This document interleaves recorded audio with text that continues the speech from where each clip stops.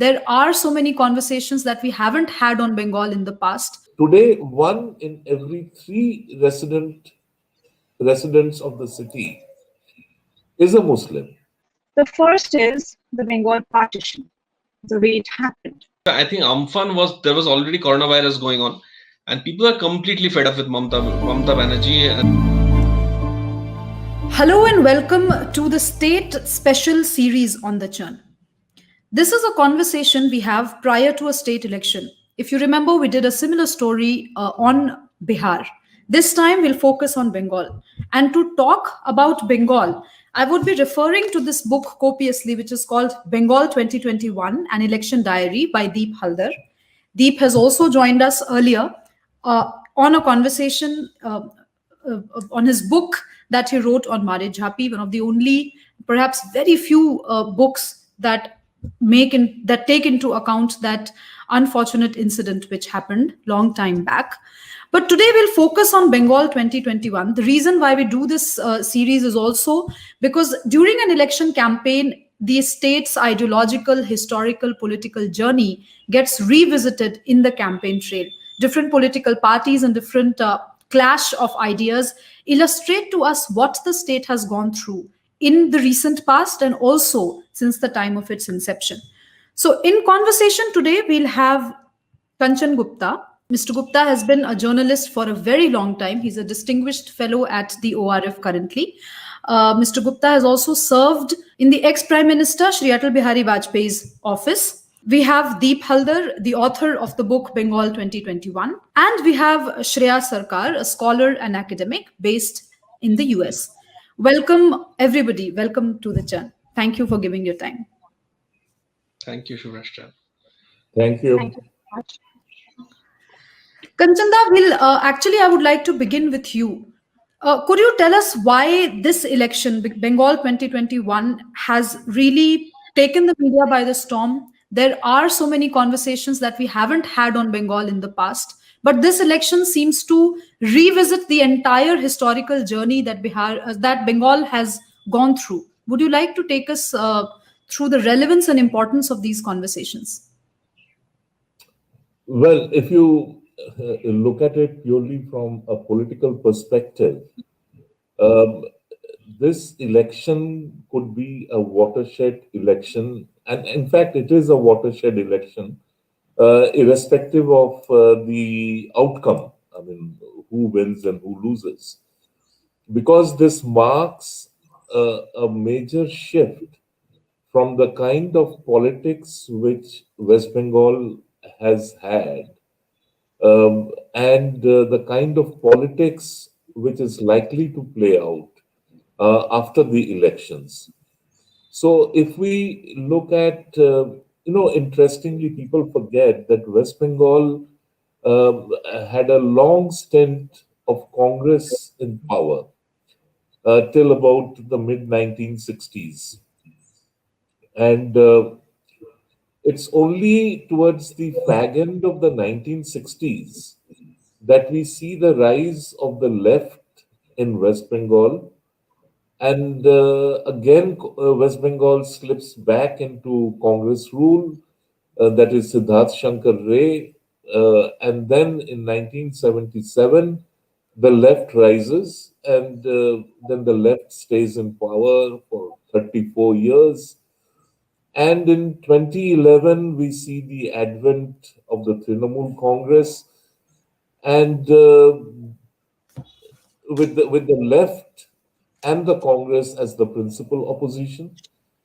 And now this election is challenging the long-held notion that the BJP, which in West Bengal was always seen as a party of North India, a party of the Hindi belt,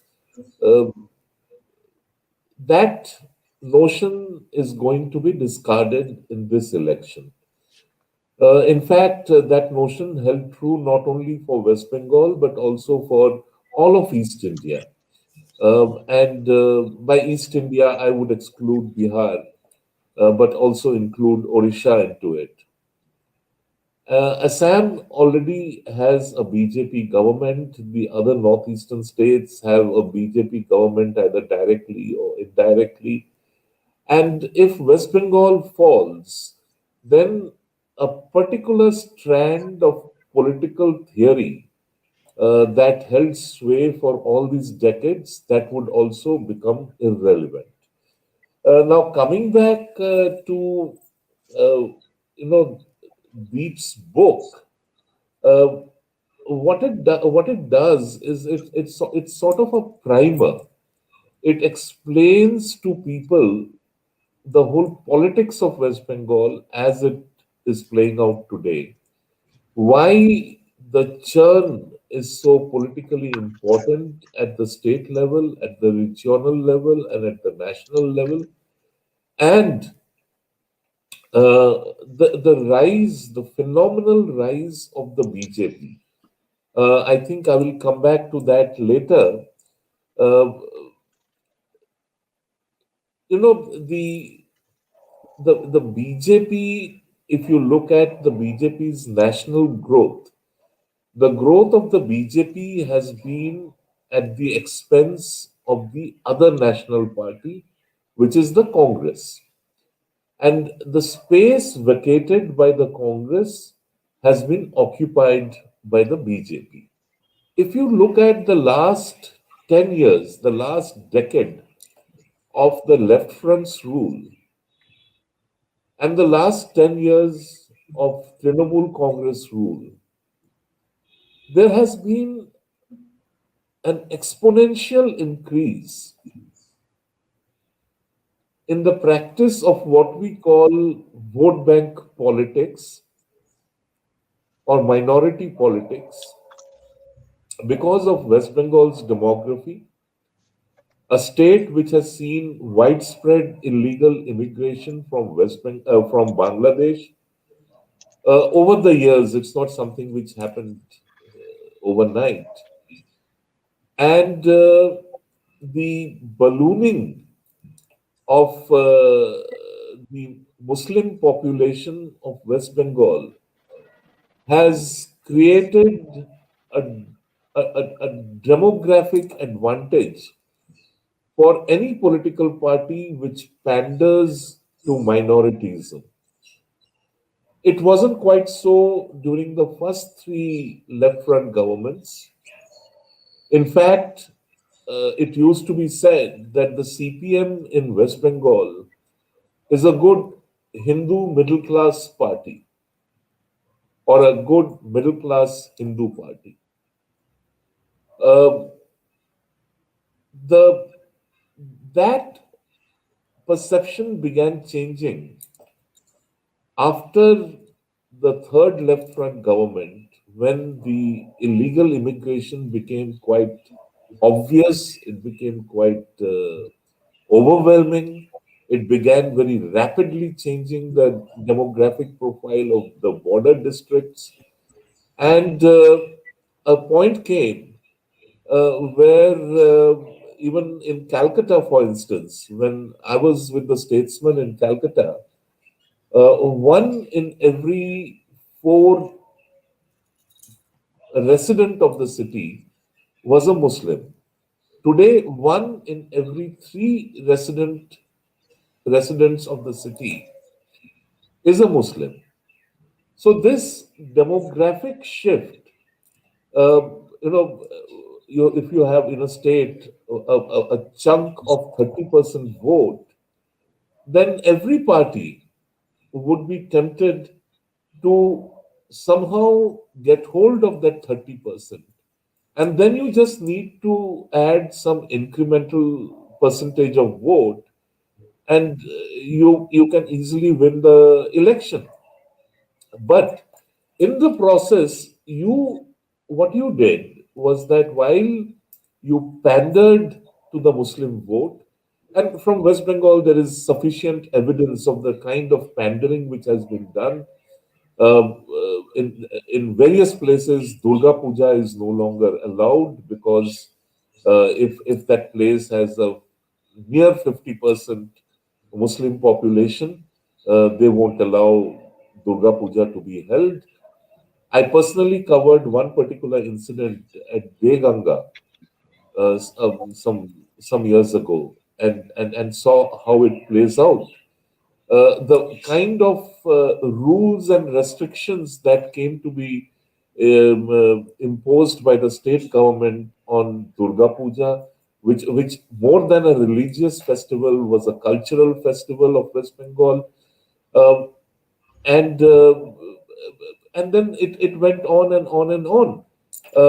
It's quite amusing that Mamta Banerjee now recites the Saraswati Vandana, but I think 2 years or 3 years ago, I'm forgetting now, in a particular school in West Bengal, when the students wanted to organize Saraswati Puja, the district authorities and the district police would not allow it because the Muslim students of that school had taken great offense to it. So this was something unthinkable.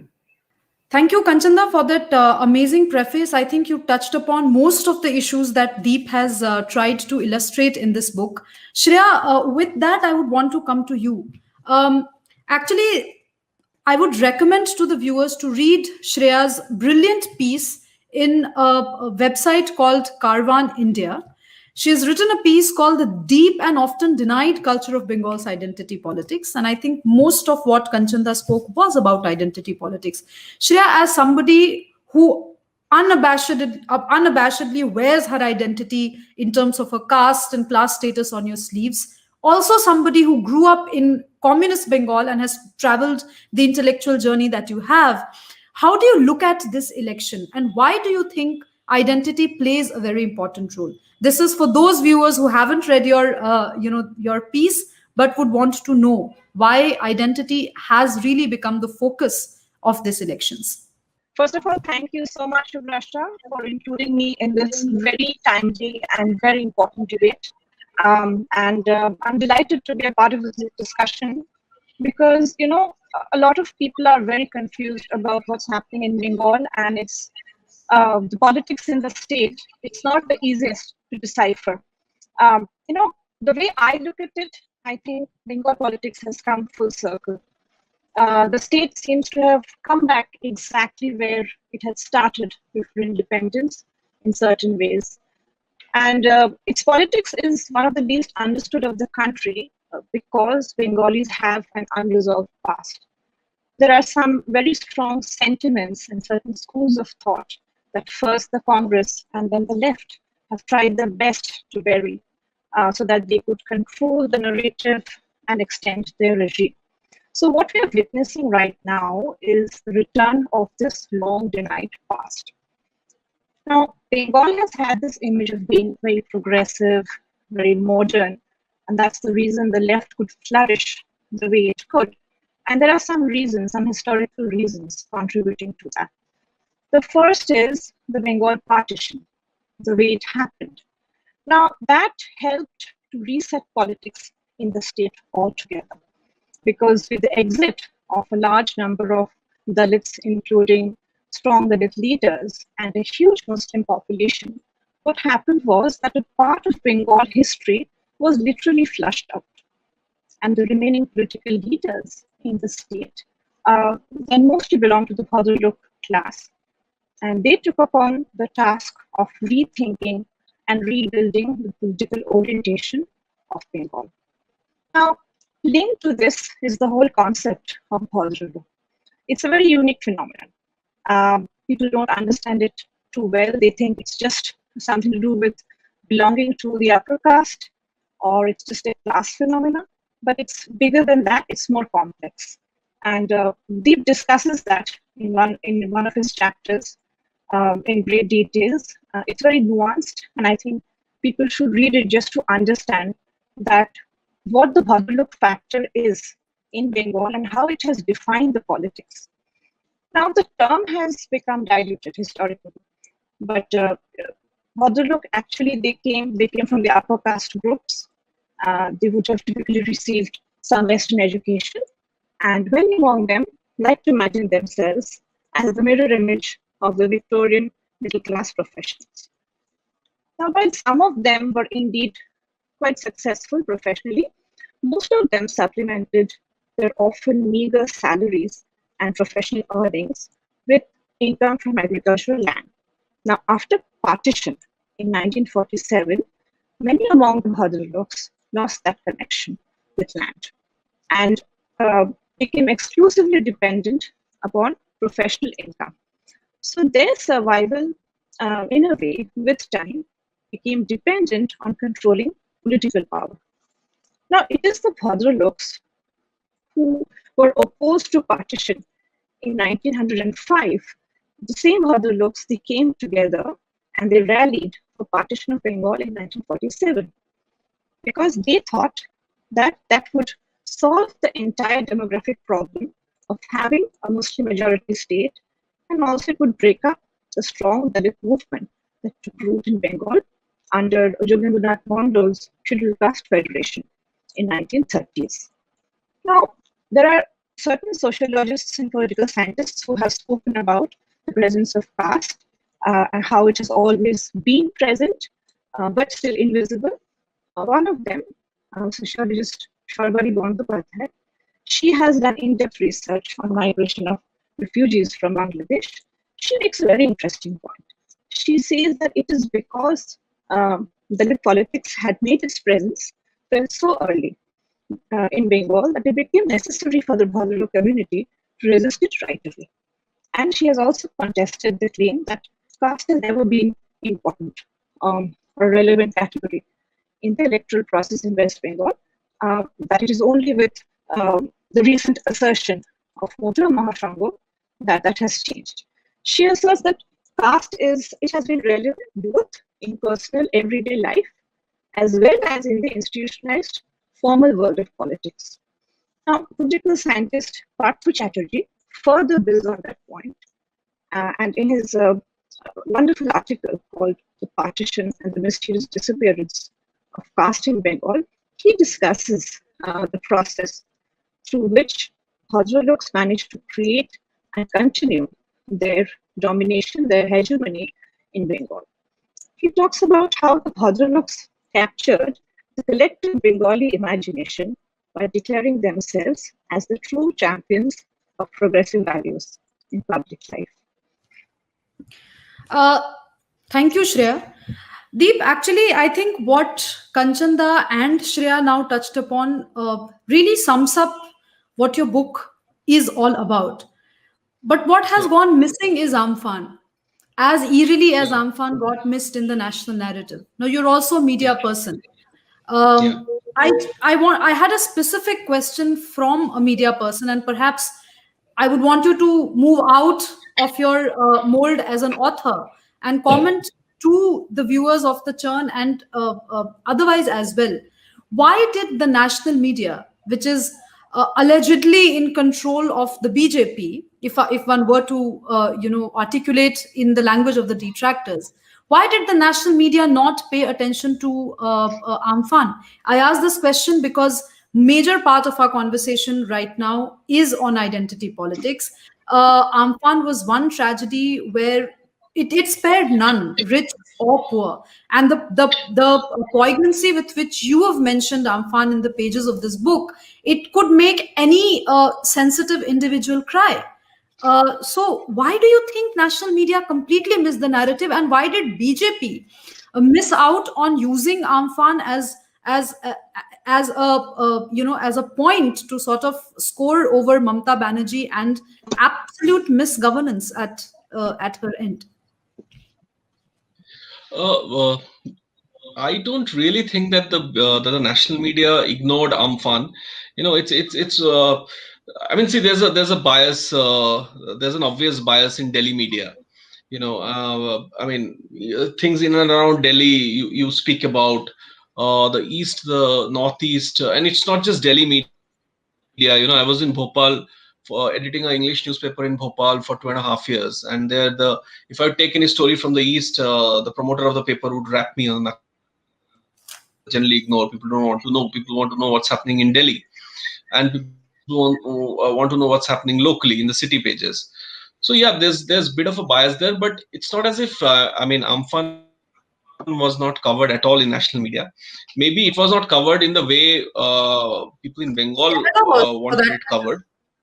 We had Kerala floods. Yeah, The way yeah, Kerala yeah. floods But got these are covered conversations. in Yes, yeah. covered. Yes. Yes, those are inbuilt biases with time, I think, and with conversations. Hopefully, they'll change. But about BJP ignoring, see, Amphan, I think, also was which was stolen. There's this one instance, I think it's a New Indian Express story, where this one local TMC leader, while giving out relief to the victims of Amphan, he fudged the names, and later it was found out that 10 members of his own family got the relief money. So it's a story that came out. So I think that's also. It's people were completely fed up when I started speaking to people about Amphan and after. That was the time. I think Amphan there was already coronavirus going on, and people are completely fed up with Mamta Banerjee and the TMC government. That even if you are even stealing this money, I mean, what is left? So, and I think even BJP at that time spoke about it. I had spoken to Dilip Ghosh around that time, and he kept talking about Amphan and the relief money that was stolen by and the entire corruption over Amphan relief.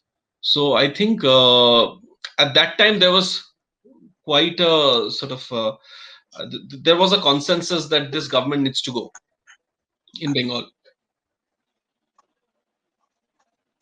So yeah, whether they should keep talking about it, I think they should bring Amphan relief back into the conversation, because in recent talk from whatever I've heard, they're not talking about Amphan yet. But that at that time it was big news that how after that, in the weeks and months, that how could this money be stolen? Shreya, when you in your piece at the Karwa that I just quoted, that I just mentioned, you talk about the roots, the cultural roots for the so-called Hindu right today.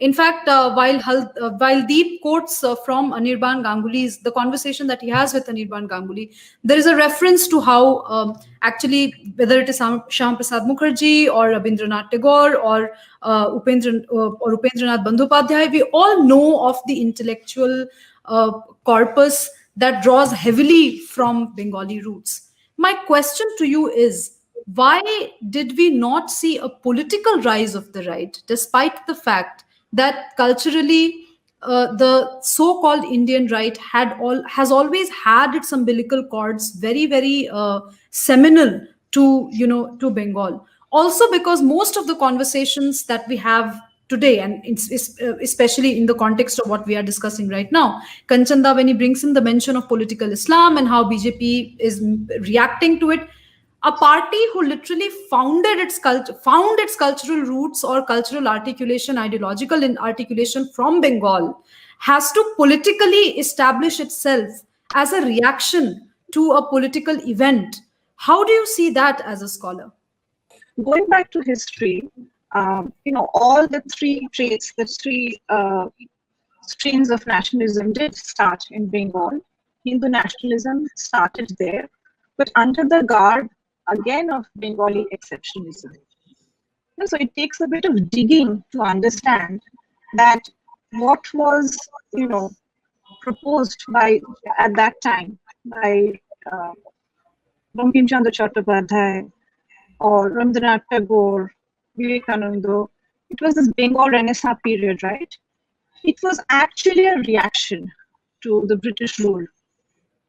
And it was also a reaction to the rise of Muslim nationalism somewhat. So that, it was important at that point of time to kind of look at your own country as the mother, which they actually did. They established that. But they could not link that later on to the later rise of Hindu nationalism that happened in elsewhere, because of the party formation that took place after partition. Suddenly, there was no one left in Bengal to talk about all that. Whoever were there, Mukherjee had moved away. Everybody was kind of shoved out. The Bhadraloks had tried their best to make sure that all those different influences, the schools of thought that existed in Bengal, they exited. And the way they did it is through partition, I would say. And after that, when all these disturbances happened, they said, you know what, first of all, let us make sure that there is peace. Everybody comes together. Here was a border state that was ravaged by partition. So I think Bengalis at that point of time, they were lost. They were exhausted. And they needed someone, a party, an ideology that would bring everyone together. And for the time being, Hindu nationalism kind of receded in the background. And because the left did such a good job of hiding it, it disappeared after a point of time. Thank you. Kanchanda, it's very interesting how Shreya interprets this whole thing, because Deep also mentions about Gopal Patha in the book, and how single-handedly Gopal Patha ensures that radicalization that started affecting the common life of a common Bengali does not exceed a particular point in time, or does not exceed a particular limit.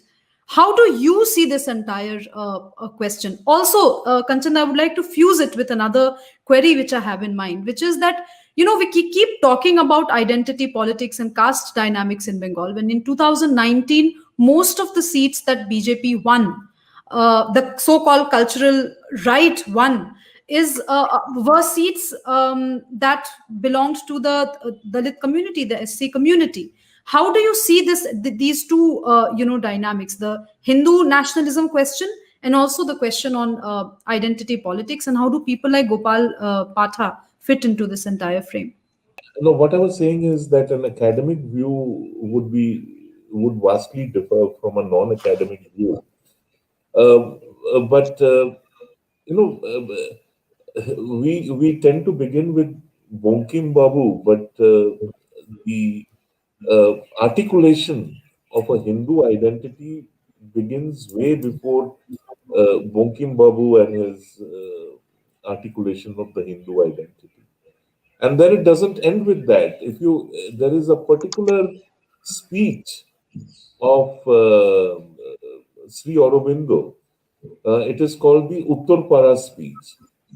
And everybody who wants to understand why, the Bengali impulse and affinity to the Hindu identity should read the Uttarpara speech.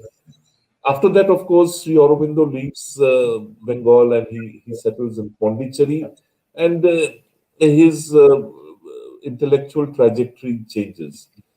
Gopal Patha is a popular hero, but Gopal Patha cannot be deemed to be some sort of a standard Bengali ideal. But at the same time, there was always an attempt to blank out and remove memories of political heroes or Hindu political heroes from the shared consciousness of Bengal. It's very interesting. This whole thing of Bengali exceptionalism, I am not too sure how strong it is, how widespread it is, and whether it is equally shared or it has been there all along. I have never sensed it, and this is the first time. And I must say I have serious disquiet and serious disagreement over it. But why am I saying this? Because when Noakhali happened, the year Noakhali happened, and it was very close to Diwali, Bengalis forget that on that Diwali, across the Hindi belt of India, nobody actually lit a diya. It was a black Diwali. And there is no great historical record of it. I stumbled upon it while reading newspaper reports of that period, of that year. And so when you talk of Bengali exceptionalism, if if there is nothing called an Indian exceptionalism, then why should there be a Bengali exceptionalism? Regional identity, regional cultural identity, some amount of subnationalism that is there in every particular, possibly in every province of the country. I think that has worked against the TMC, and that is why the TMC is now desperate to bring in Lalu Yadav's party and Sharad Pawar's party and Samajwadi party, and even get Yashwant Sinha to sign up, so to sort of get rid of this tag that they are a anti-non-Bengali party. It doesn't work in the real world. It sounds very nice to give a slogan of outsider versus insider, but remember, Bengal today has a sizable non-Bengali voter. And who's the outsider? Who's the Bengali? Is a Urdu-speaking Bengali a Bengali? So, it plays out in various levels, and it also recoils at various levels. Right. Deep, before I come to you, Shreya, is there anything that you would want to add or contest before I go to Deep for final comments? Yes. What I would like to add here is that Bengali exceptionalism as a concept, it is being used as an instrument right now by TMC and supporters of TMC, also by the remaining Bhadraloks, because I think most Bhadraloks and the next generation, they have all migrated. They're either in Delhi, or they're in Bombay, or they've come here. They're in US, they are in UK, every other place other than Bengal. So this Bengali exceptionalism that I was talking about, it is a ploy. Is it working? And that's a separate thing. Are people buying it? That's again a separate thing. Now see, in Bengal, especially in Kolkata, there is a lot of optics, a lot of sound. You will see the media, the local media, they love to pick up all these stories where Bengali exceptionalism is kind of flaunted. But as Deep has mentioned in his book, Bengal is not just in Kolkata. Bengal is bigger.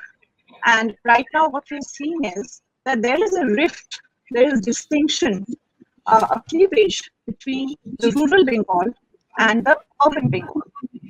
This concept of, or this instrument of Bengali exceptionalism might work on some remaining Bhadraloks in Kolkata, but whether it would have any effect on all those districts, those bordering constituencies who have been facing a very different kind of reality. Their land issues, they're actually facing the brunt of people, entering Bengal, and of course not legitimately. So there are other wars being fought in other parts of Bengal that has got nothing to do. The chattering classes of Kolkata, there was always a distance. The Delhi Latins, they are hardly affected by anything going on other than in Delhi. Same for, I think, the Bengali Bhadraloks and Kolkata specifically. There is a club there. It's like an echo chamber. They love to discuss what they think is right. They claim to be, again, they're high-browed. They claim to know everything, and they dictate what has to be done, even for people who they have no idea what their problems are. So I think this distinction between rural Bengal and urban Bengal, this is where the election, it will show. Electoral politics is very different from governance as such. election is about promises made. It's about people perceiving you in a certain way, and it's about numbers. The constituency numbers, the assembly seat numbers in the rural areas, they will actually decide, I feel. It's there certain districts like Murshidabad, Malda, where the number of assembly seats are really high. They will act like the swing states, I feel. So it really doesn't matter in certain way what this exceptionalism, this idea is, and how people are reacting to it, maybe in Kolkata. Right. Deep, I would want to give the final word to you. Not only as an author of the book, but also somebody who is from Bengal, grew up in Bengal, is in Delhi, writing on Bengal.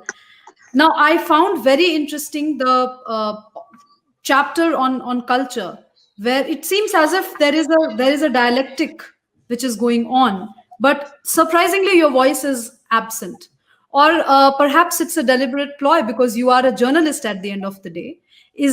But I would want you to step out of your mold as a journalist and tell us, what does culture mean to you when you look at Bengal? Because you have been very fair. You have given somebody like a Dr. Nazma as much of a voice as you have to the other proponents of different other kinds of ideologies as well. So please go ahead and tell us something which you have not mentioned in that section on culture. Let me approach this differently. Let me talk about an interview that's not there in the book because the person I interviewed eventually didn't want me to include it.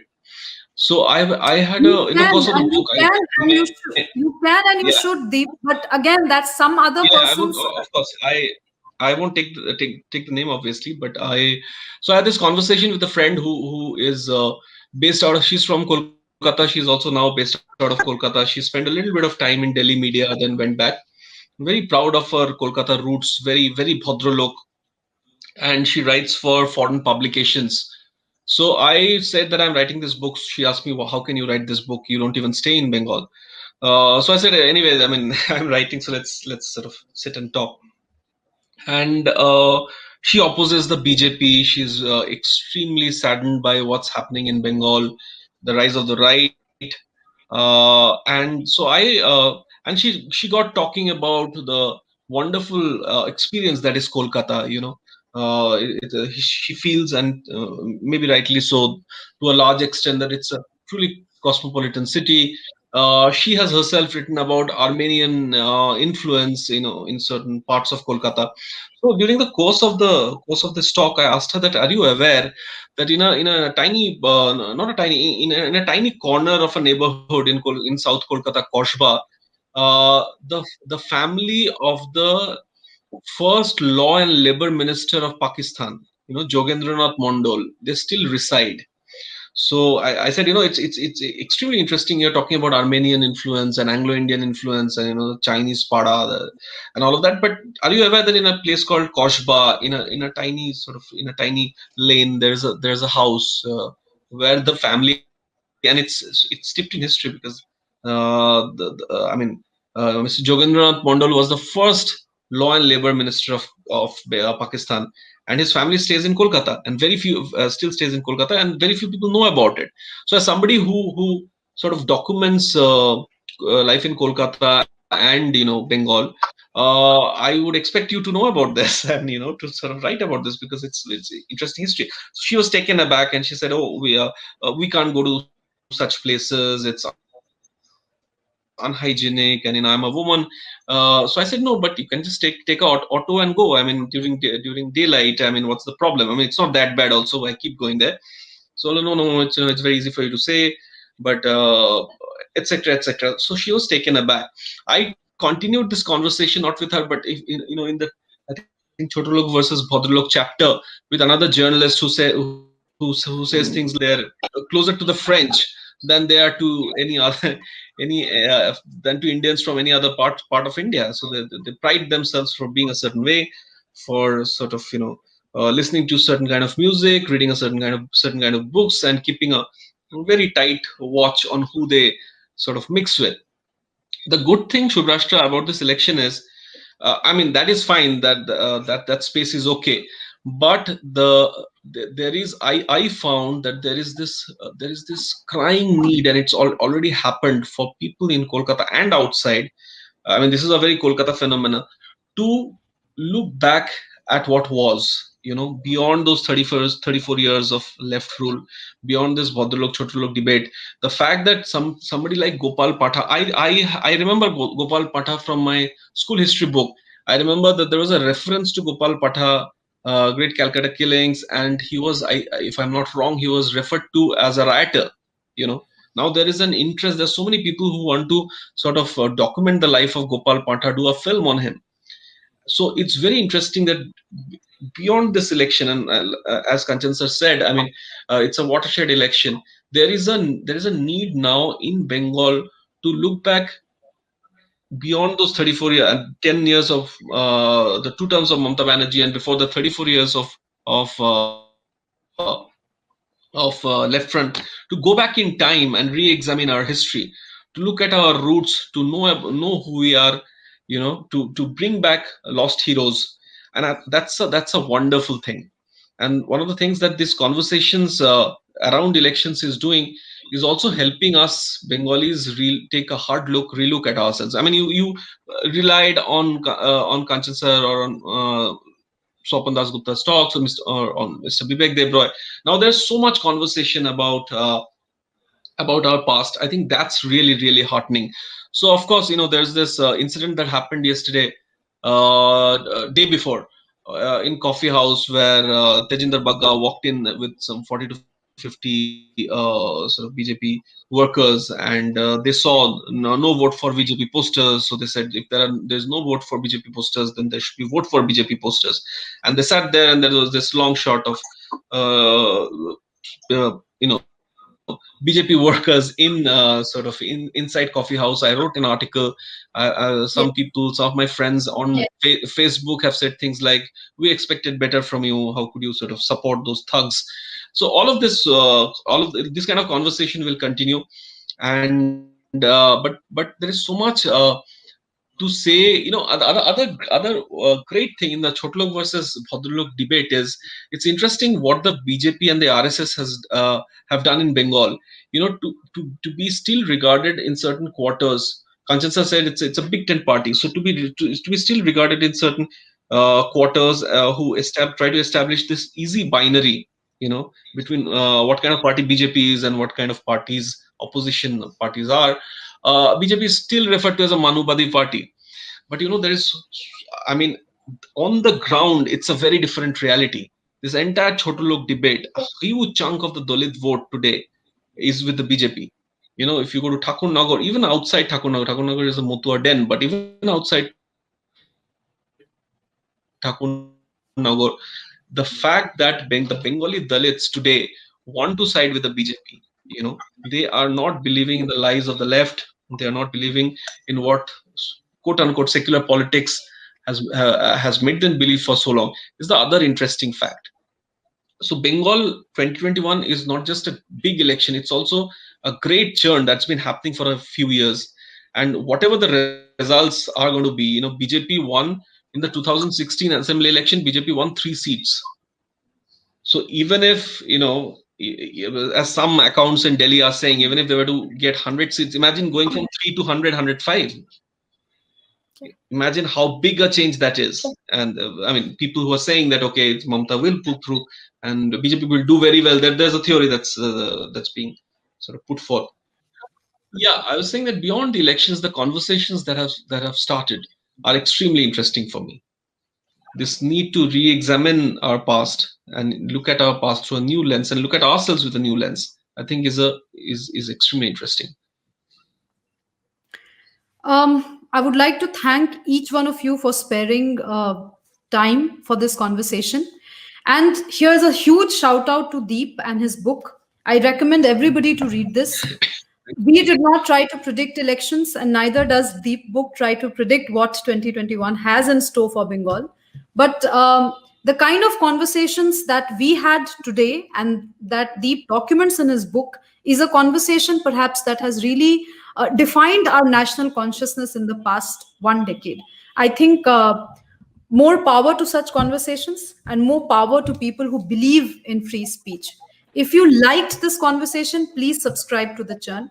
If you want to hear more such conversations, listen and view people like Kanchanda, academicians like Shreya, and journalists like Deep, continue to support us. We are not funded by any corporate or political party. It's a platform that I'm running on my own accord. Continue to follow us and support us. And thank you once again, all of you, for sparing some time. Thank you Thank so you, much. Shubhrashta.